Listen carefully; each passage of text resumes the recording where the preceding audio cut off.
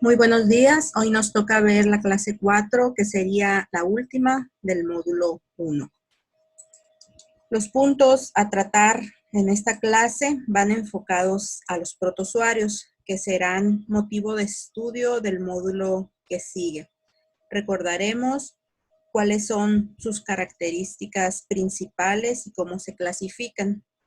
También veremos los tipos de reproducción sexual y asexual que llevan a cabo.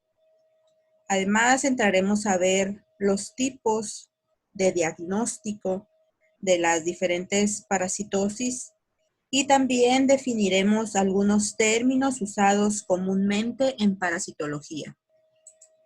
En esta clase vamos a recordar las características generales de los protozoarios y vamos a profundizar un poco en la clasificación de estos organismos. Si ustedes recuerdan, los protozoarios pertenecen al reino protista y al subreino protozoa. De ahí su nombre de protozoarios o de protozoos, como también se les denomina. Los protozoarios son organismos constituidos por una sola célula y por lo tanto son organismos microscópicos. El material genético de estos organismos se encuentra rodeado por una membrana nuclear, es decir, son células de tipo eucariótico. Su reproducción la pueden realizar de manera sexual y o asexual. Dentro de los tipos de reproducción sexual que llevan a cabo se encuentran la conjugación o la singamia, y los tipos de reproducción asexual que se observan en este tipo de organismos puede ser la esquizogonia, la endodiogenia o la fisión binaria. Existen protozoarios que son de vida libre, pero también existen protozoarios que viven a expensas de un hospedero. Los que nos interesan evidentemente son los que utilizan a un hospedero humano y pues van a ser los que vamos a abordar durante el curso. Los protozoarios presentan dos formas o dos fases en su ciclo de vida, que son el trofozoito y el quiste. El trofozoito es la fase vegetativa, es decir, es la fase que se alimenta, pero también es la fase que se reproduce y la responsable de la patología asociada a la parasitosis correspondiente. El quiste es una fase que resiste condiciones adversas y generalmente es la fase que infecta al hospedero. Los protozoarios pueden clasificarse en 4 tipos, de acuerdo básicamente a los órganos de locomoción que utilizan para su desplazamiento.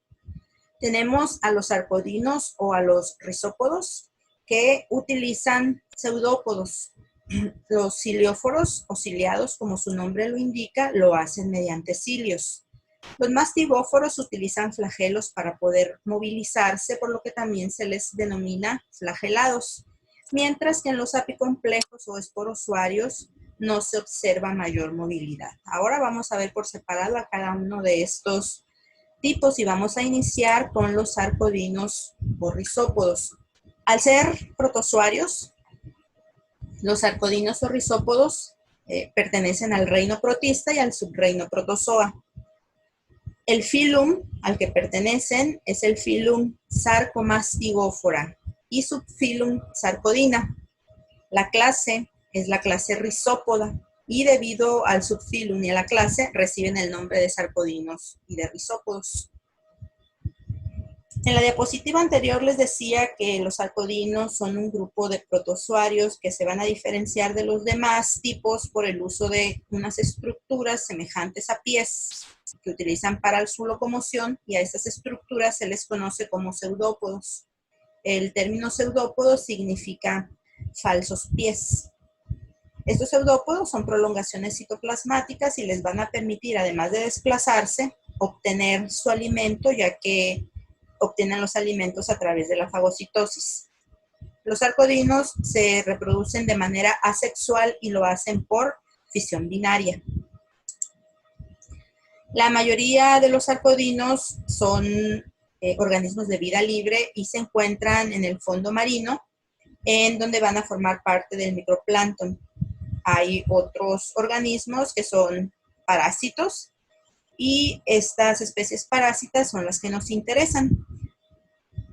El organismo parasitario perteneciente a este subfilum, que es el más representativo, es Entamoeba histolítica.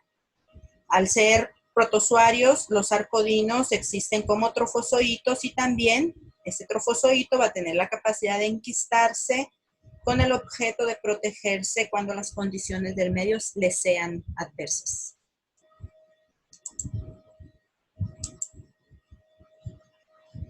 En el caso de los mastigóforos, estos también pertenecen al reino protista, pertenecen al subreino protozoa, al mismo filum que el tipo anterior, es decir, al filum Sarcomastigóphora. El que cambia es el subfilum. Aquí es el subfilum Mastigóphora. El término mastigófora deriva del griego mastix, que significa látigo, y foros, que significa llevar. Entonces, los mastigóforos son un grupo heterogéneo de protozoarios que se caracterizan por la presencia de uno o de más flagelos largos en una o en todas las fases de su ciclo de vida.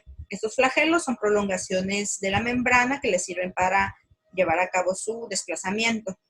Entre los organelos citoplasmáticos que presentan esos organismos se encuentra un aparato de Golgi primitivo que se denomina cuerpo parabasal. El cuerpo de los mastigóforos presenta una forma curva y pueden ser esféricos o pueden ser ovales.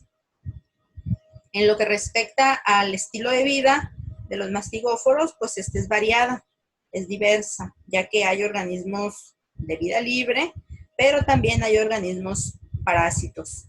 Los géneros de parásitos más representativos de este subfilum son el género Trypanosoma, el género Leishmania, el género Trichomonas y el género Giardia. Aquí podemos observar el movimiento de un mastigóforo. No sé si alcanzan a observar ese flagelo que tiene un movimiento muy rápido y que es el que le está permitiendo el desplazamiento a este parásito que se denomina Trichomonas vaginalis. En este otro podemos observar a otro flagelado que es Giardia intestinalis. Ustedes pueden darse cuenta que mientras que Trichomonas vaginalis es un parásito redondo, este es más bien oval. Y aquí observamos de mejor manera a los parásitos del género Trypanosoma. Aquí se puede observar de mejor manera el flagelo que le está permitiendo el movimiento al parásito. En lo que respecta a los cilióforos o ciliados, estos pertenecen al filum Ciliophora y se caracterizan por tener su cuerpo cubierto de filamentos cortos llamados cilios. Estos cilios presentan una estructura análoga a la de los flagelos, pero pues se van a diferenciar de los flagelos porque son más cortos y son mucho más numerosos. Todos los ciliados poseen dos núcleos, uno grande que se conoce como macronúcleo y uno pequeño que se denomina micronúcleo. El macronúcleo tiene la información genética para regular todas las funciones del parásito, mientras que el micronúcleo almacena la información genética que le permite reproducirse a este parásito. Hay otros organelos que son característicos de los ciliados, como son el citostoma, que es una especie de boca primitiva, la cual se sigue por una citofaringe, y también tienen un poro anal primitivo que se denomina citopigio. El único ciliado que parasita al hombre es Balantidium poli. Este parásito puede tener un comportamiento de comensal o bien puede producir cuadros clínicos que son indistinguibles de los producidos por Entamoeba histolítica. La reproducción en este tipo de protozoarios puede ser asexual mediante fisión binaria transversal o puede ser de tipo sexual por intercambio de los micronúcleos entre los dos ciliados. A ese proceso se le denomina conjugación. En esta imagen podemos observar al parásito moviéndose gracias a los cilios que rodean a toda la célula. En lo que se refiere a los apicomplejos o esporozoarios, estos pertenecen al filum Apicomplexa y se caracterizan porque tienen un complejo apical. Ese complejo apical a su vez está formado por diferentes estructuras y la función es secretar moléculas que son indispensables para el reconocimiento, la adherencia y la invasión de la célula blanco del hospedero. Hay otras características importantes en los esporozoarios, que es que presentan un ciclo de vida que es algo complejo y se reproducen tanto asexual como sexualmente, no tienen órganos de locomoción y son parásitos intracelulares obligados. La mayoría de los apicomplejos que tienen importancia médica pertenecen a la subclase Coccidia y comúnmente son conocidos como coccidios. Algunos coccidios pueden localizarse en la sangre, como por ejemplo los plasmodios. Pueden localizarse en órganos o en tejidos, como es el caso de Toxoplasma gondii, o bien en el intestino delgado humano o de otros animales, como los géneros Cryptosporidium, Isospora y Cyclospora, y van a producir una variedad de síntomas gastrointestinales. Aquí tenemos nuevamente la clasificación de los protozoarios. Tenemos en esta otra columna un parásito que es representativo de cada una de las clases de protozoarios y tenemos los tipos de reproducción que lleva a cabo cada uno de ellos. Los rizópodos y los flagelados se reproducen asexualmente, mientras que ciliados y esporozoarios se reproducen tanto sexual como asexualmente. Los tipos de reproducción asexual observada en los protozoarios son la fisión binaria, la fisión múltiple y la endodiogenia. En la fisión binaria, que se conoce también como bipartición, se observa primero que nada la duplicación del DNA, la duplicación del material genético, y esto es seguido de la división del citoplasma, lo cual se conoce como citocinesis, y esto da lugar a la generación de dos células hijas. En la fisión múltiple, que se conoce como esquizogonia o merogonia, hay una división nuclear repetida y migración de estos núcleos hijos a la periferia de la célula materna. Después de esto, cada núcleo se va a rodear de membrana plasmática de la célula madre y se van a formar las células hijas. A estas células hijas se les denomina merozoitos. La endodogenia es un proceso típico de los protozoarios del filum Apicomplexa. Aquí hay división nuclear, que también es seguida de división del resto de los organelos citoplasmáticos de la célula madre, y esto va seguido de la formación de nueva membrana plasmática, la cual va a englobar finalmente los citoplasmas de las células hijas, y estas células hijas van a quedar libres al desaparecer la membrana de la célula madre. Aquí podemos observar el proceso de fisión binaria, que ya dijimos que es un proceso de reproducción asexual en el que primero hay duplicación del material genético de la célula madre, posteriormente hay citocinesis y la formación de dos células hijas.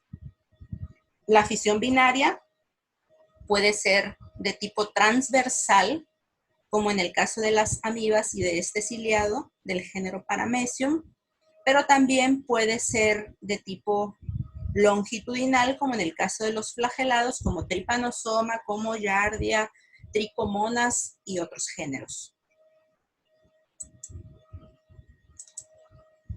En el caso de la reproducción sexual que se observa en los flagelados, puede observarse singamia o conjugación.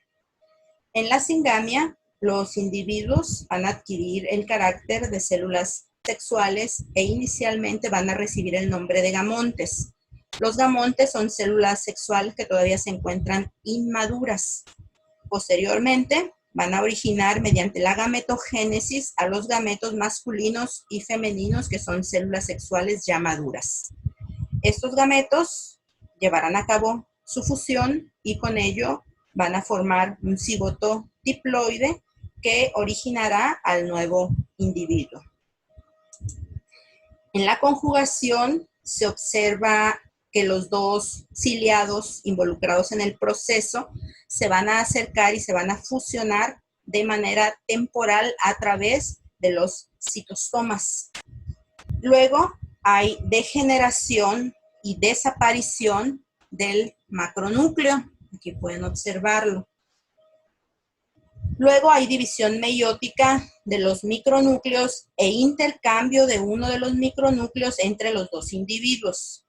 Posteriormente se va a llevar a cabo la fusión de ese micronúcleo que emigró con el micronúcleo de uno de los dos ciliados. Y finalmente esos micronúcleos que se fusionaron se van a multiplicar y van a llevar a cabo la reconstitución de la dotación nuclear de cada uno de los individuos.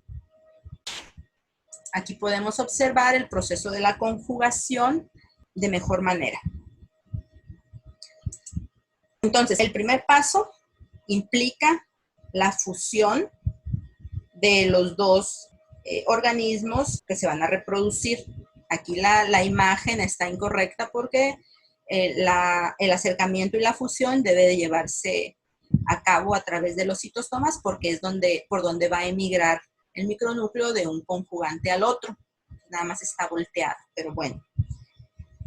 Después del acercamiento y la fusión temporal de los individuos, el macronúcleo va a desaparecer y los micronúcleos de los conjugantes se van a dividir meióticamente. Va a haber dos divisiones meióticas sucesivas, por lo que los núcleos resultantes van a ser haploides. Luego, 3 de los 4 micronúcleos van a degenerarse y va a quedar solo uno en cada conjugante. Y ese micronúcleo se va a dividir de nuevo y va a dar origen a 2 pronúcleos. Uno de esos pronúcleos va a emigrar de un conjugante al otro y al micronúcleo que emigra se le considera como masculino y el pronúcleo o micronúcleo quiescente que permanece en el conjugado es considerado como femenino. Luego, los conjugantes se van a separar y los micronúcleos se van a fusionar para formar un núcleo que ya es diploide. Este núcleo diploide se va a dividir varias veces para restaurar la dotación micro y macronuclear propia del ciliado y así van a permanecer hasta que él o sus descendientes puedan iniciar un nuevo proceso de reproducción sexual. Antes de entrar de lleno a ver cada uno de los protozoarios médicamente importantes ya de una manera individual, vamos a hacer una breve revisión del diagnóstico de las parasitosis. Realizar el diagnóstico de una enfermedad parasitaria es sumamente importante para poderle proporcionar al paciente un tratamiento oportuno y adecuado. Existen 3 tipos de diagnósticos que son el epidemiológico, el clínico y el de laboratorio. El diagnóstico epidemiológico consiste precisamente en conocer la conducta epidemiológica y para ello es importante conocer la distribución geográfica de cada parasitosis. El diagnóstico clínico se basa primordialmente en los signos y síntomas que muestra el paciente. El diagnóstico de laboratorio está orientado a confirmar los diagnósticos clínico y epidemiológico mediante la identificación del agente causal de la enfermedad. Este tipo de diagnóstico de laboratorio es el que como UFBs les corresponde. Ahora, los estudios de gabinete son una herramienta muy valiosa en algunas parasitosis que se encuentran a nivel tisular, como por ejemplo la cisticercosis o la hiratidosis. La utilidad, por ejemplo, de una tomografía axial computarizada o de una resonancia magnética en estos casos es invaluable. La rectosigmoidoscopía, por ejemplo, sirve para realizar el diagnóstico de la amibiasis y de la tricocefalosis. Entre las técnicas utilizadas para realizar el diagnóstico de laboratorio, que es en el que nos vamos a enfocar, se encuentran los métodos directos. En estos métodos directos se identifica alguna fase del parásito en las muestras o los productos biológicos del paciente. Estos métodos directos se conocen como exámenes parasitológicos o parasitoscópicos. En otras técnicas, como las indirectas, se lleva a cabo la identificación del parásito, pero como su nombre lo indica, de una manera indirecta. Aquí se encuentran la mayoría de las técnicas inmunológicas que lo que van a detectar son anticuerpos específicos o la respuesta celular contra el parásito. Esa respuesta ustedes saben que el hospedero la va a generar después de entrar en contacto con el parásito. Entonces se va a identificar la respuesta del hospedero y no al parásito mismo, por eso se dice que son indirectas. Ojo, las técnicas inmunológicas también pueden ser directas. ¿Cuándo van a ser directas? Bueno, pues cuando la técnica permita la identificación de un antígeno parasitario. Estas técnicas inmunológicas permiten procesar un número muy grande de muestras y lo hacen con una alta sensibilidad y especificidad. En la actualidad, estas técnicas inmunológicas se utilizan prácticamente en todas las parasitosis y ejemplo de técnicas inmunológicas son la técnica de ELISA, la técnica de inmunofluorescencia, la hemaglutinación, el Western blot, entre otras. Por último, se encuentran las técnicas moleculares que se van a basar en la amplificación del DNA correspondiente a fragmentos de genes o genes completos de algún parásito en cuestión. Las técnicas moleculares más utilizadas son la reacción en cadena de la polimerasa, PCR por sus siglas en inglés, y en la actualidad el diagnóstico molecular se utiliza principalmente en investigación diagnóstica, y para realizar estudios epidemiológicos de algunas enfermedades parasitarias. Seguramente en el futuro cercano, estas técnicas moleculares van a sustituir a las técnicas parasitológicas y a las inmunológicas. Si se toma en consideración el tipo y la procedencia de una muestra biológica que va a ser analizada, el diagnóstico parasitoscópico puede clasificarse en 3 tipos. El primero son los coproparasitoscópicos o coproparasitológicos, que se abrevian como CPS. Aquí el producto que se analiza es materia fecal y mediante este tipo de métodos se pueden diagnosticar parasitosis intestinales. Segundo tipo de diagnóstico parasitológico es cuando las muestras pueden provenir de las cavidades corporales. Entre los productos biológicos que tenemos en este caso son los exudados, como por ejemplo el vaginal o el uretral. Las muestras también pueden derivar de los tejidos, por ejemplo, sangre, líquido cefalorraquídeo, biopsias, esputo, raspado de úlceras o secreciones de alguna herida o de alguna lesión, entre otras. Entonces, para realizar el diagnóstico parasitológico, lo primero que debe de hacerse cuando se recibe una muestra en el laboratorio es observar sus características físicas. Por ejemplo, en el caso de que sea una muestra de materia fecal, hay que observar la consistencia, es decir, hay que observar si son sólidas, si son pastosas, si son acuosas, si esas muestras presentan moco o tal vez presentan sangre, si son esteatorreicas o grasosas, el color de las mismas o bien si son excesivamente fétidas. Después de observar esas características físicas, pues ya hay que realizar el procesamiento de la muestra. Recordemos que en los métodos directos lo que se va a identificar es alguna fase del parásito en dichas muestras. Los exámenes coproparasitoscópicos pueden ser realizados de manera inmediata a su recepción y se conocen como coproparasitoscópicos en fresco. De este tipo de método hay 2 variantes. Una en la que se usa solución salina fisiológica y que se recomienda para identificar trofozoitos, y la otra en la que se utiliza una solución yodada que se conoce como Lugol. Este permite identificar cualquier forma de parásito intestinal. En los coproparasitoscópicos también puede existir algún procedimiento para poder concentrar las formas parasitarias como son la flotación o la sedimentación, entre otras. Y aquí vemos algunos ejemplos de esos métodos de concentración, como son el Faust, Ritchie, Baerman y el Cato-Katz. En los métodos de tinción, primero se va a realizar un frotis o un frote, que puede ser de sangre, de heces, de líquido cefalorraquídeo, de exudado vaginal o uretral, y luego se va a realizar una tinción de ese frotis. Las tinciones más utilizadas son la tinción de hematoxilina férrica de Heidenheim, la tricrómica de Gomori, la de Giemsa o la de Wright. Estos métodos de tinción de frotis de heces, por ejemplo, son muy útiles cuando se desea hacer la confirmación de algún diagnóstico realizado previamente, que a lo mejor fue dudoso. Ahora, las muestras de los pacientes también pueden ser inoculadas en medios de cultivos especiales para algunos parásitos, en donde se les brinda todo lo necesario para que puedan crecer.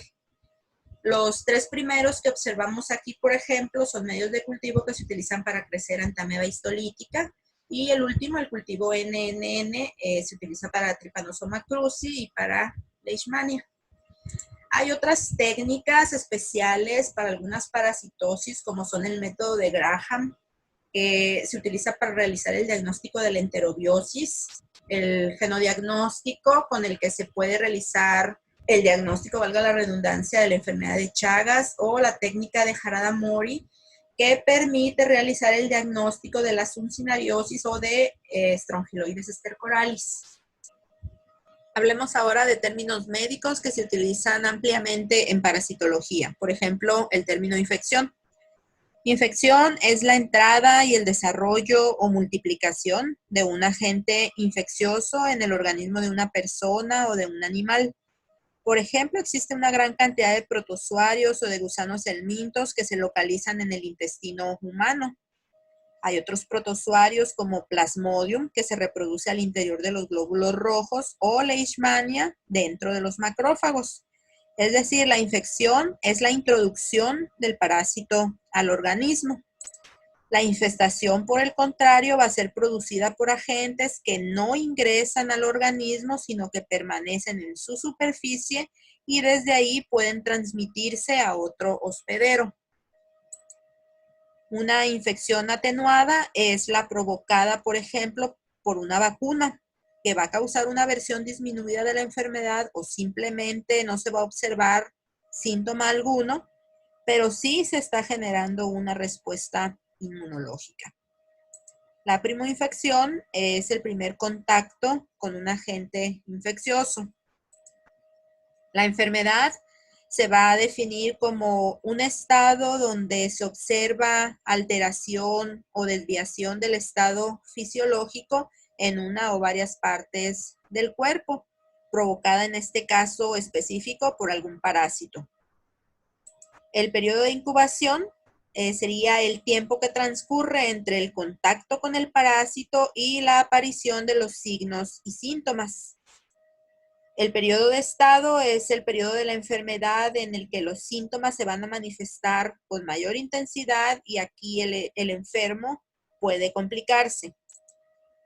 El periodo final o de convalecencia, como su nombre lo indica, va a ser el periodo de recuperación, y este se va a iniciar una vez que la enfermedad haya sido vencida.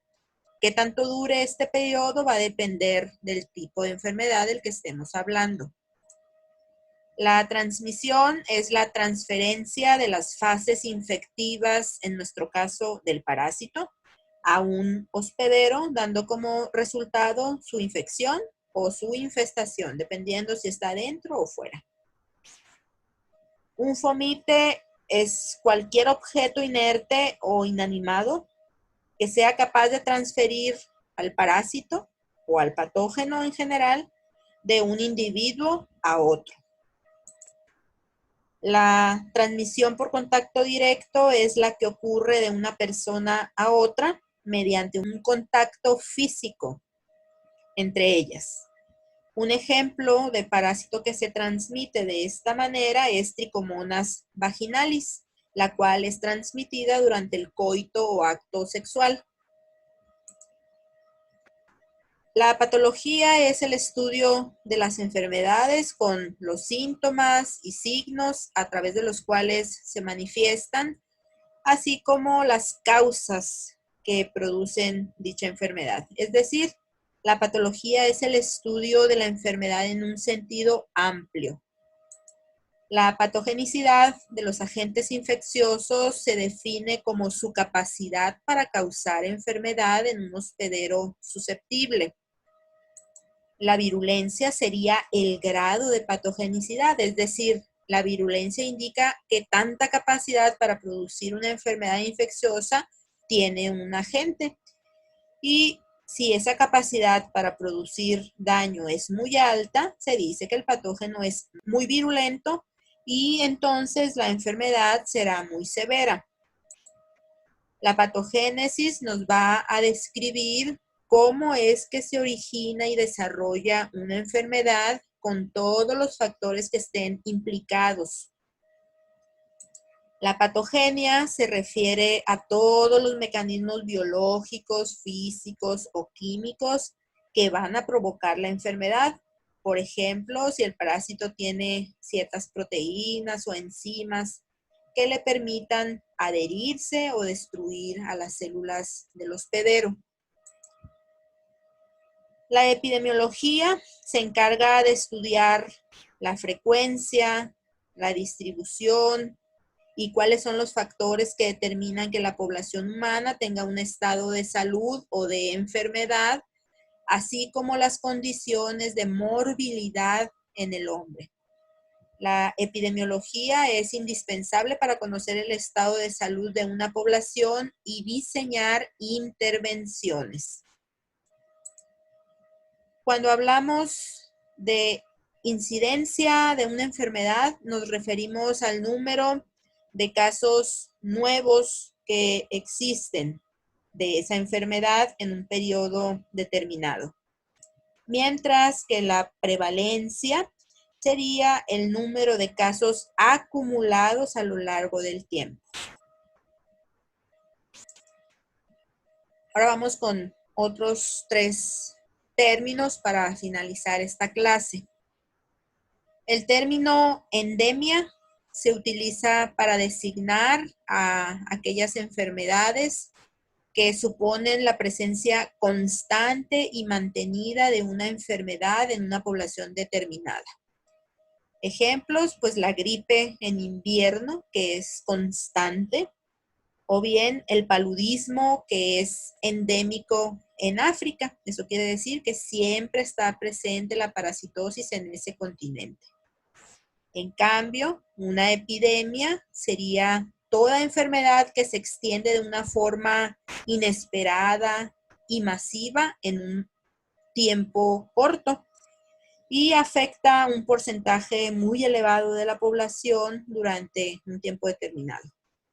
Por ejemplo, la epidemia del SIDA en la década de los 80s y de los 90s principalmente. Cuando la epidemia consigue extenderse por diferentes zonas e incluso por diversos continentes, se denomina pandemia, como la que sufrimos actualmente.